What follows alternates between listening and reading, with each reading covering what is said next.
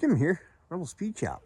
So, I've been coming out here the last couple days and I haven't filmed anything, but my initial was to come out here and finish up this MSD box, get it, get it finished wired up, because I was going to do all of that in a regular video. That way,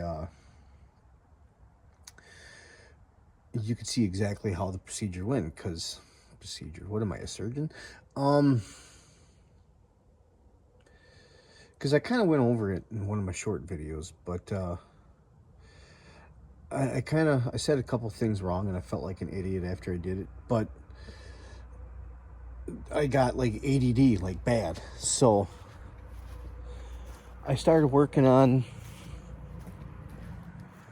my quarter panel patch panel here rather than fixing or finishing the MSD box. Then I started doing, I started sanding the trunk deck here and trying to make that look, more decent. And because I got some spots here that, I got sanded down to bare metal there that I got to get covered up now.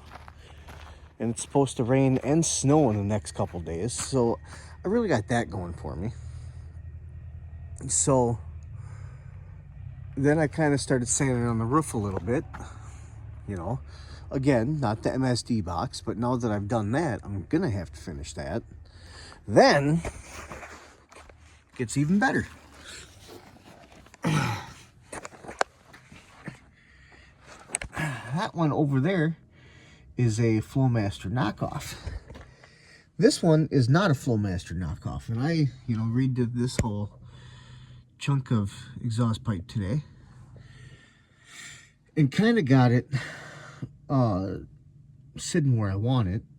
I'd like to get it sitting up a little bit higher, but I was gonna redo the exhaust hanger on this side. Like I have one on that side over there, you can't see it, but it's right here on the opposite side.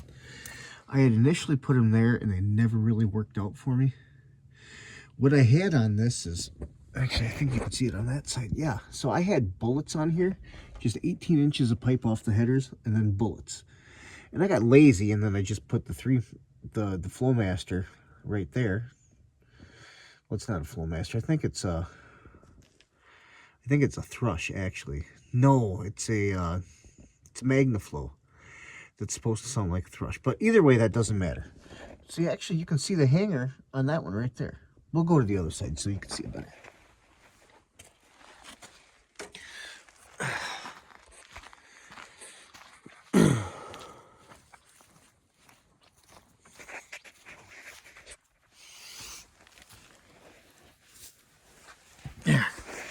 Yeah, I got the hanger right there. And I'd like this to sit a little higher. So I'm going to have to unbolt this, go at least one hole up. And, I mean, it looks okay-ish, but it's not sitting as high as I'd like it to. And this one broke right there. The rubber did. Because at the collector, the other one I welded. Oh, there we go. At the collector, the other one I welded, but this one I didn't at the collector. So it fell off when I was driving it down the road. And then none of this is straight. Like the muffler kind of sits where I want it to, but the rest of the pipe doesn't, because I just kind of, I went, and I called it good. So now it's uglier than sin. And you can see where that clamp was drug the ground way too many times. So what I want to do on that side is get a hanger up there just like that. But it's getting to be a little too late at night for me to really be doing anything. I mean, I can at least bolt that exhaust pipe up to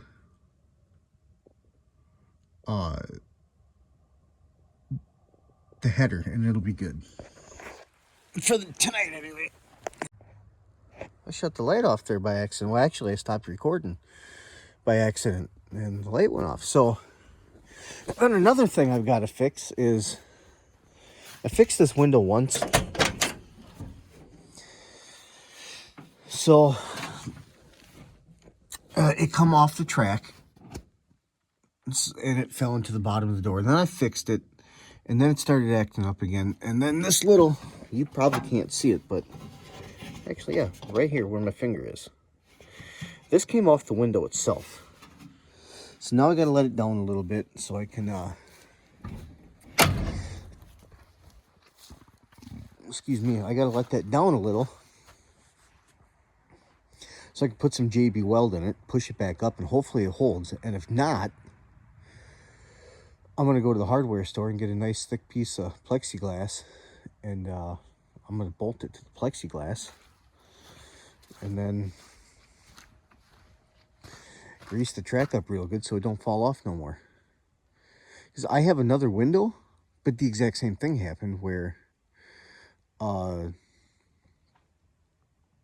that little track thing had come right off the window itself. And let me tell you, finding windows for a 68 to 72 post car is not, it's not easy. Because if it's a non-post car, this window went away in 69. And if it's a post car, they stay from, 69 to 72. Meet Fred back there. Or is it Kevin? I don't know. Fred or Kevin or George or whatever the hell his name is. So, oh, and my, after 55 years, this broke. This little piece of plastic here that holds that together, that broke. So now I gotta redo that now. You'd think that stuff would hold up better, only being 55 years old. So it's I don't think my tripod goes short enough to be able to set it up underneath the car while I bolt the exhaust pipe back up. So I'll be back in a minute when that's done. All right, so it's next day. Got this pipe just pulled off. Look at that, that's just terrible. So I was originally running these bullets here, and then I was working second shift, getting off at like 2 o'clock in the morning, and it was too loud to be driving this through town at night. So I bought those. They are a MagnaFlow Rumble is what they're called. Basically a Flowmaster. And I hate them. They sound terrible. I had those ones on there for a little bit, but I was also running them with the bullets, and they hung awkwardly. They never fit right. But I cut the other pipe off yesterday, right in front of the bullet here, and then I welded that pipe on. And I was filming late last night, so I'm sure you didn't see it too well, but take another look here. And there it is. And it looks much better, much cleaner. So then we'll kind of take an underneath look too. Or not an underneath, but anyway, angle look in it. Almost reminds me of my birthday like 5 years ago. Which is coming up in 7 days, I think. But muffler fell off on me. Actually, the entire exhaust pipe did. Because, I was an idiot. And driving down the road, and I had the collector. I have these, I don't remember what you call them, but, these adjustable collectors where you can, put them where you want them. And I didn't weld this one on. I just, put a clamp on it, and then it fell off. So I'm gonna put you down for a minute, because I don't know where I put my tripod. I'm gonna cut that, and then we'll get to welding the other pipe on. I just found something really cool that I didn't know was inside the car. Check it out. I've had this car for I think 17 years now. Tempest. I mean, I've always known it was a Tempest, but I never noticed that on the glove box before. That broke on me the other day when I opened it. It's find a tripod, get that set up. All right, got her up in the air. Transmission, it's got to come out. Maybe I can have it all back together today. I don't know. It's chilly. I know you can't see it on camera here, but it is starting to snow. Now, what you need to do is you got to make sure you got boards underneath your jack stands, because you want to be as safe as possible at all times. When you let the car down, or when you start to let the jack down and you get some pressure on the jack stands, make sure they're not going to move. Shake them around. And another thing is, see how I don't have a board underneath the jack there? Don't ever do that. That is a one-way ticket to being, you know, dead, stupid, or both. I'm not the smartest guy on the planet. Don't take what I do here as something that you should do. I'm kind of an idiot. I'm just showing you what you can do in your driveway without a shop. A lot of people tend to get scared to do things out in a dirt driveway. When I started this channel, I had a garage to work in, and I don't anymore. So I kind of took that for granted because I don't have a shop to work in anymore. When I put the stall converter in this 2 summers ago now, I had my father-in-law's shop. I don't always have access to that, but what I always have access to here is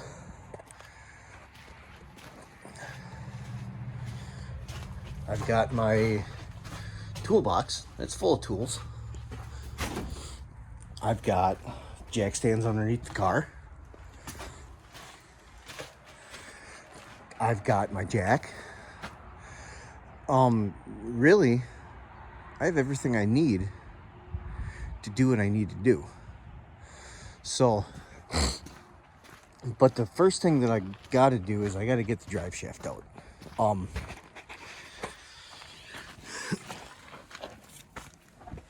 gotta get the drive shaft out of there. Look how good that exhaust looks.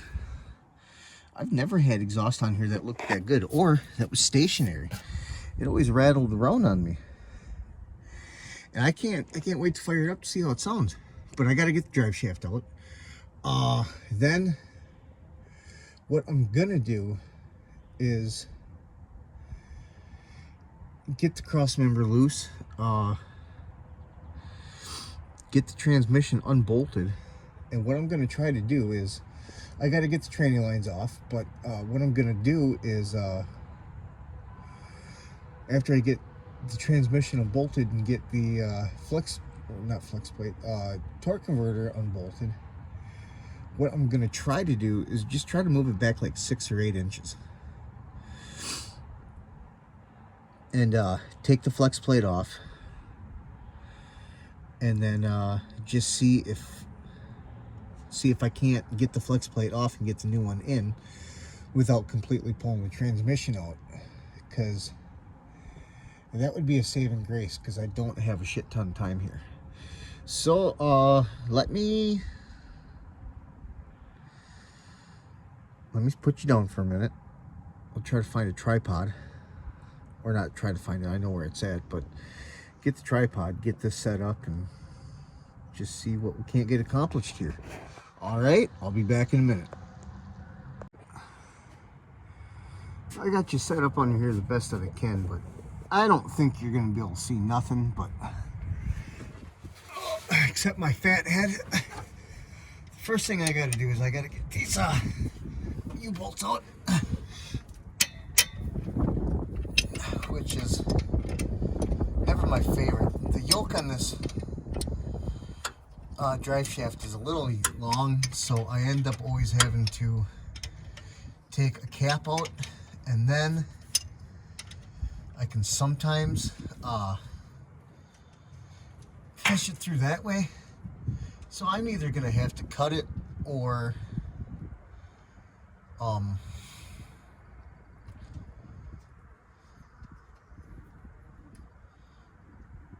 with a grinder and try to clean it up the best I can, or find somebody with a metal chop saw and clean it up the best I can.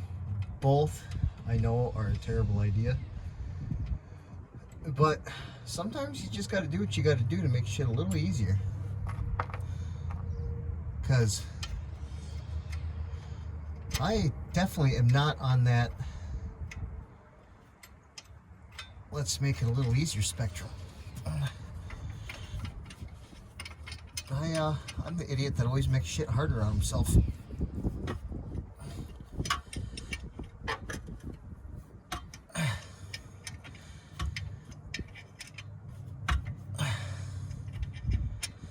Maybe I should have done this before I put this exhaust on, but who cares?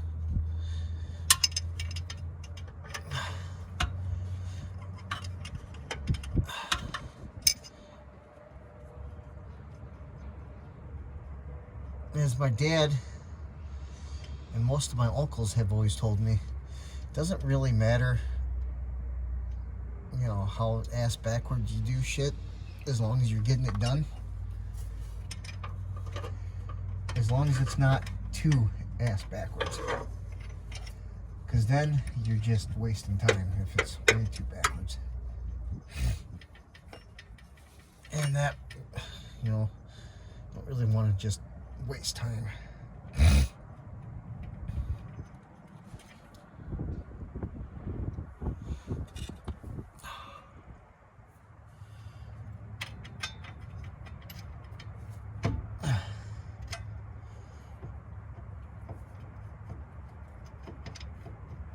Okay, there we go.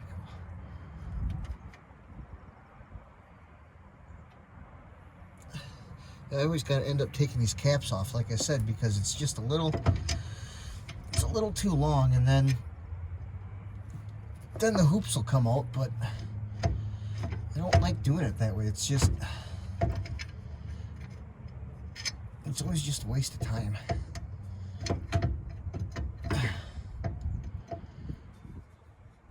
And then one wrong move and your drive shaft's in the dirt. And that ain't fun either. Nobody likes their drive shaft in the dirt. Another thing that you should always do when you're removing a drive shaft is, because there's grease on these U-joint caps, always tape them, because they'll fall right off. They don't have any reservations to stay there, so always tape them. I'll be right back. Hold tight. I gotta get some tape.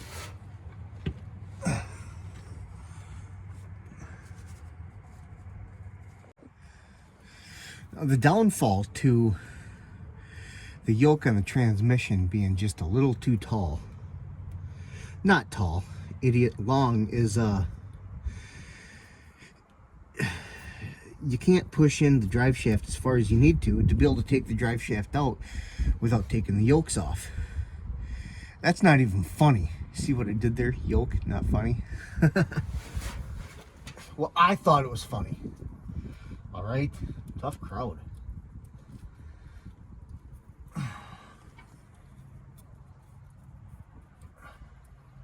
You don't gotta have a million layers of tape on here. Just as long as you at least get, you know, one good round of tape on it. Like I said, to ensure that you're not going to lose your U-joint caps, because once those needles fall out and you ain't got all of them, you're destined to lose, you know, a U-joint.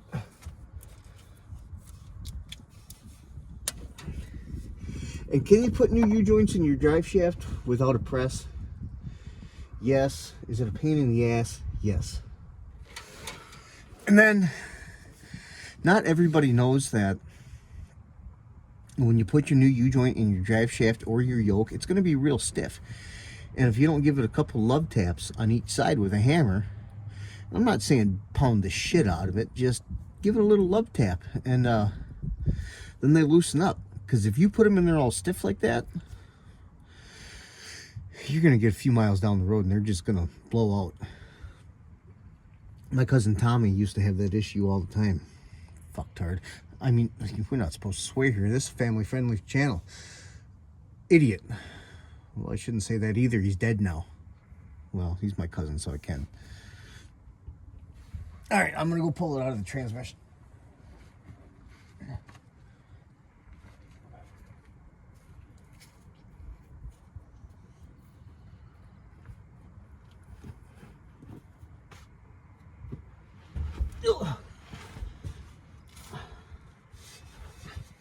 Ideally, you want at least a 1/4 inch of play when you're doing this. That way, you don't have to take your U-joint caps off, because that's just a waste of time, and I hate doing that.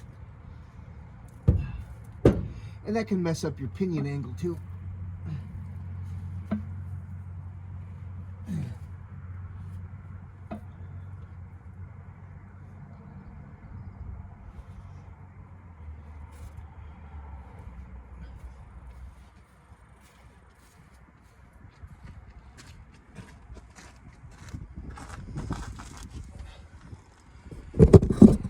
There we go. I think what I'm gonna do is, I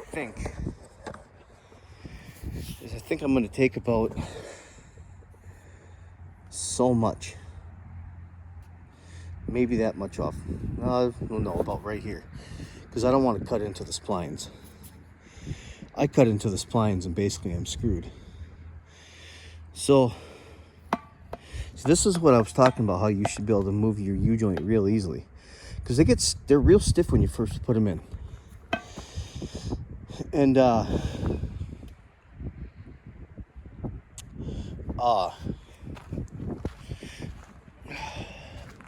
they'll just go out real easy that way. Oh, here's a little bit of a tech tip for you. That Pontiac has a Turbo 400, a long tail, out of a Catalina. So if you're getting, well, not a tech tip, but what drive shaft you can use, I guess. That drive shaft is out of a short box D100 with a 727. And those work just fine. But you should get just a little bit of shorter yoke. I don't even know if I'm going to be able to shorten that, actually. Maybe I can. I don't know. I'll have to find out.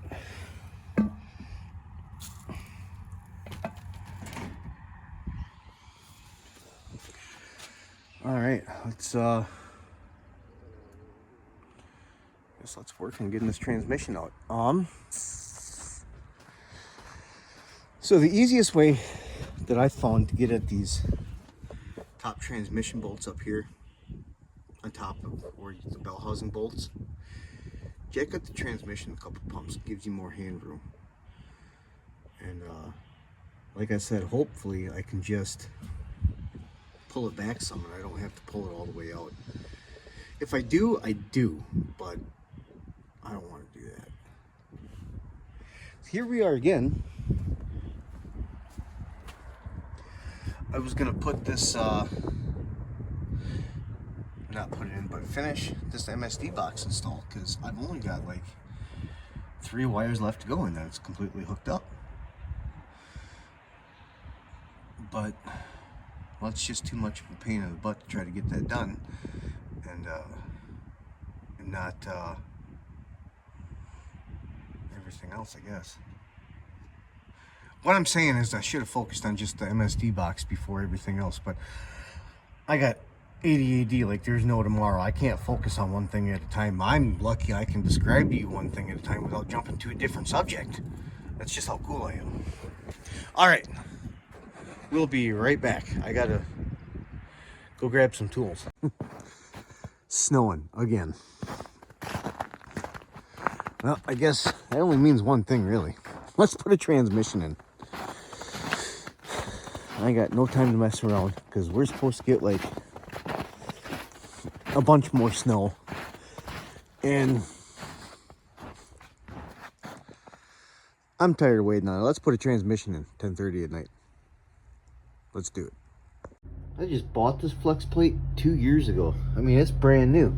This thing has got more chipped teeth and more missing teeth than a 10-year-old Chihuahua. I mean, look at that. That is just terrible. You know, and I paid $79 for this at O'Reilly's, I think.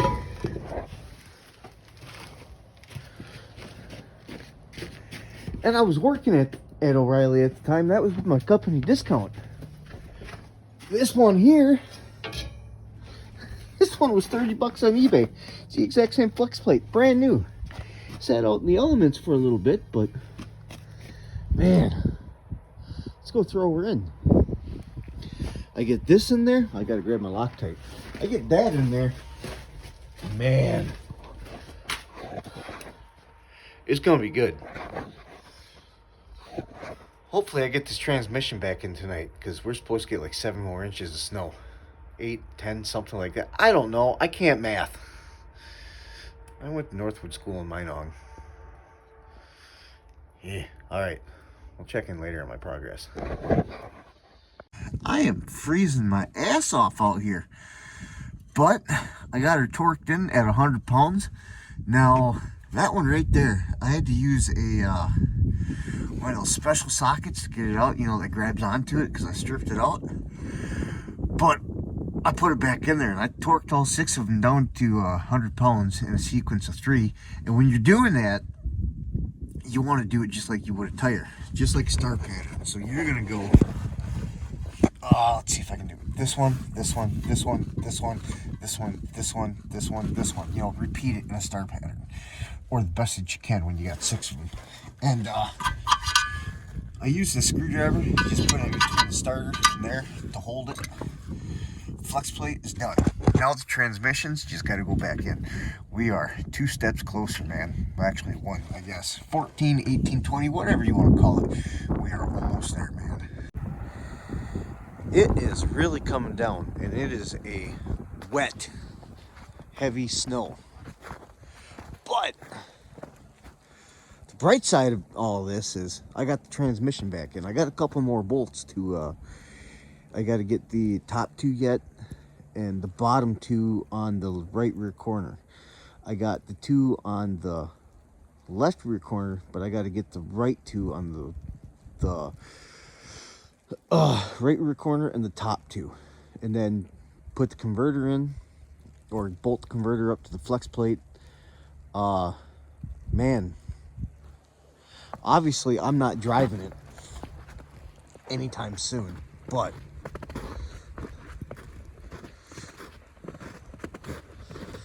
just to think, last week it was 70 degrees and sunny out here last week. And it was the week before. But holy shit, there wasn't half this much snow on the hood earlier. Hold on a second here. I was making a video on how to hook up that MSD box that's all full of snow now. Golly. So's my transmission dipstick, so that's awesome. Hopefully, any luck, I'm gonna have it all done tomorrow. God, I hope so. Because I don't want to be playing with this no more. It's not fun. Not when it's cold like this. No sirree, Bob.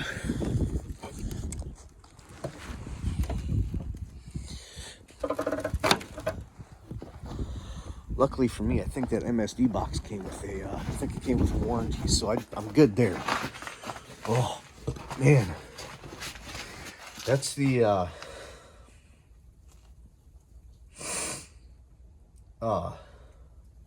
flex plate that I got at O'Reilly that I paid like,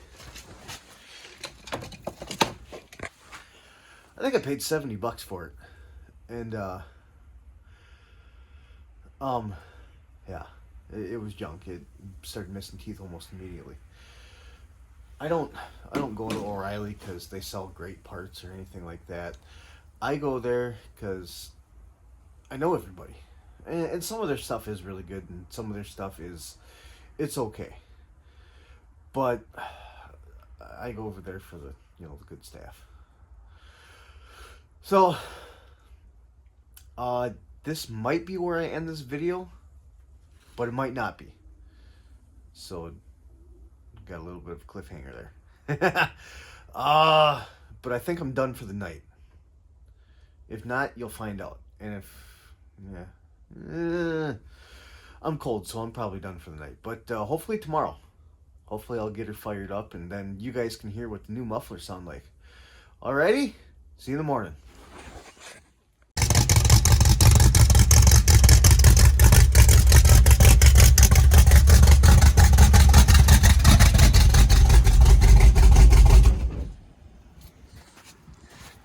I think I fixed it. I got the transmission back up in it, got the cross member bolted to the frame. I still got to put the cross member bolts in. I got to hook up the tranny lines, put the drive shaft in, and then bolt the torque converter to the flex plate. That's all I've got left on it. I still got to finish wiring up the MSD box. I'll do that in a different video. I'm not going to bore you with hooking up everything else on the car because, well, I think you know how a drive shaft goes in. I think, and I could be wrong. And if you don't, there's no judgment, but look at that. Almost all the snow's gone now. And just think, when I started this project 4 days ago, there was no snow on the ground at all. And when I mounted the MSD box and routed all the wiring, it was 75 degrees out. That's what you get when you live in Wisconsin. So, yeah. Thanks, you guys, for watching, if you've watched. As always. And if you like the video, subscribe. Do that little stuff. It's free. It helps. But on a serious note here, though, just remember, these projects ain't gonna work if you don't. And I remember I said it earlier in the video. These projects ain't gonna work on themselves. They won't work if you don't. So get out there and just put them together. It don't matter if they're pretty or not. Like David Freiberger says, don't get it right, just get it running. Because if you're, and that's what I do with mine. I didn't got it right, I just got it running. It's been a 17-year love-hate relationship with this car, and in the last 4 years is kind of when I learned, 4 or 5 years, if I wait to do it, to get it right, I ain't ever gonna get it done. So yeah, don't get it right, just get it running, in the words of David Freiberger. Just get out there, make it happen. It ain't gotta be beautiful. Make it a weekend cruiser, and if you want to take it to car shows, so be it. It ain't gotta be the most beautiful thing out there to go to a car show. So hey, we'll see you later.